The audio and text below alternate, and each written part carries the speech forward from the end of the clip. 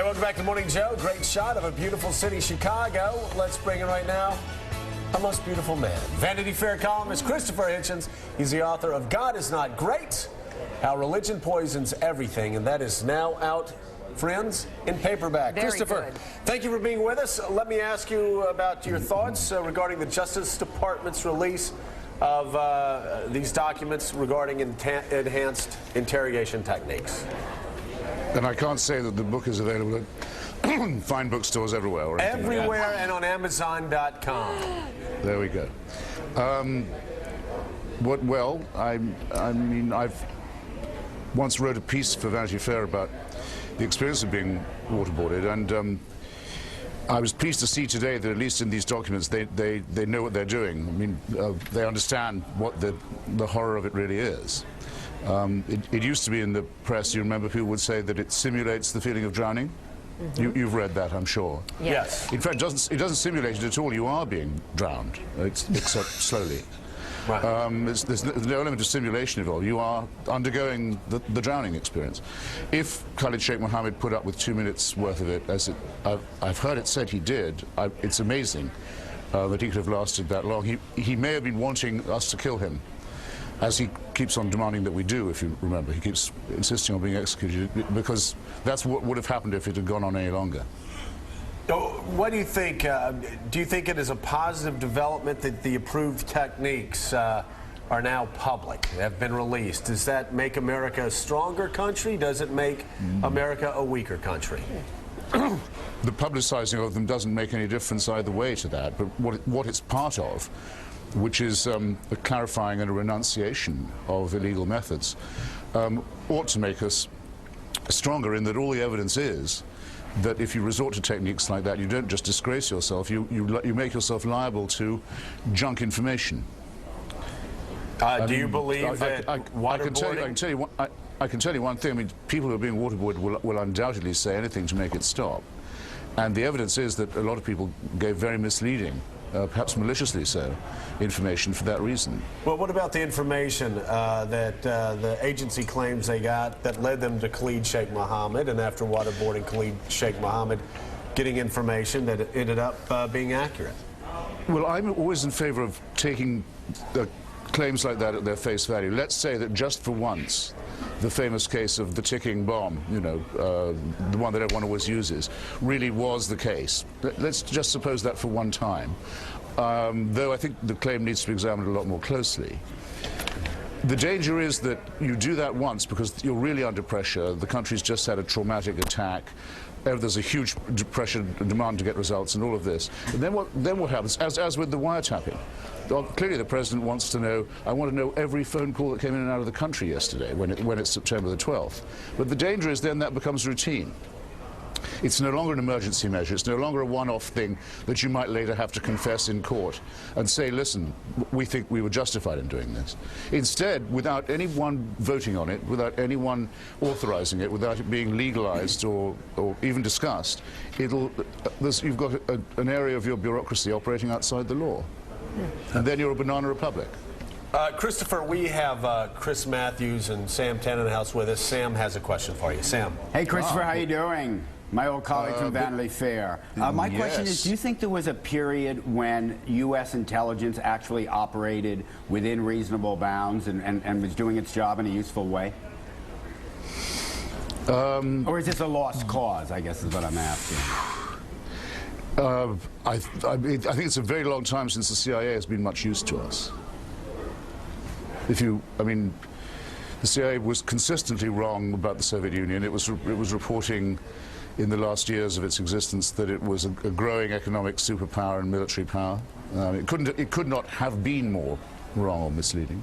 And some of us forget who was responsible for some of that intelligence is the current Defense Secretary, Robert Gates, right? That's absolutely true. And then it refused to believe that Saddam Hussein was going to invade Kuwait. It was unvaryingly and invariably wrong about Iraq. Senator Moynihan, I remember, called at one point for it to be abolished. He said it's beyond reform now. You'd have to tear it down and start all over again. Chris Matthews, give me your assessment. And that's to say nothing. I'm sorry, that's to say nothing about the criminal things that it did. I mean, for example, it was the CIA that told the South African government where to find Nelson Mandela when their own police couldn't do it.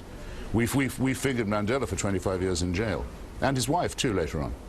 I mean, you could go on a lot about the things that it did that were disgraceful, appalling. Chris Matthews. You know, the irony here is, Rich, I remember back I was in grad school during the Vietnam War at Chapel Hill, and and a guy comes in to see us, and we were studying somewhere in the graduate school hangout, and I think it was Douglas Hall or whatever it was, and this guy comes in, he had just come in, there had been demonstrators against him, he had sort of snuck onto campus, he was a CIA recruiter. And he wanted to talk to people, and I said, what the hell, I'll talk to you. So I'm talking to the guy, and he says, first of all, we're the worst paying agency. Your top salary will be about $11,000 a year.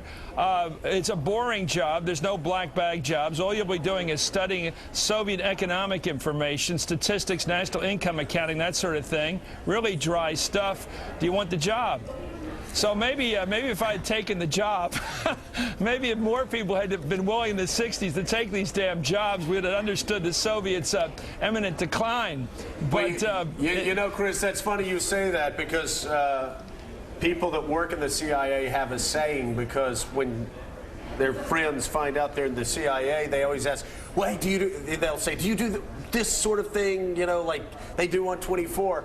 And the big joke is, no, they do that on another floor here. And on all the floors at Langley, they say that, oh, no, that's done on another floor here, because it is a very, very boring job for so many people. But a lot of people go into that because they believe, like Dwight Eisenhower believed and others believed, that this was critical.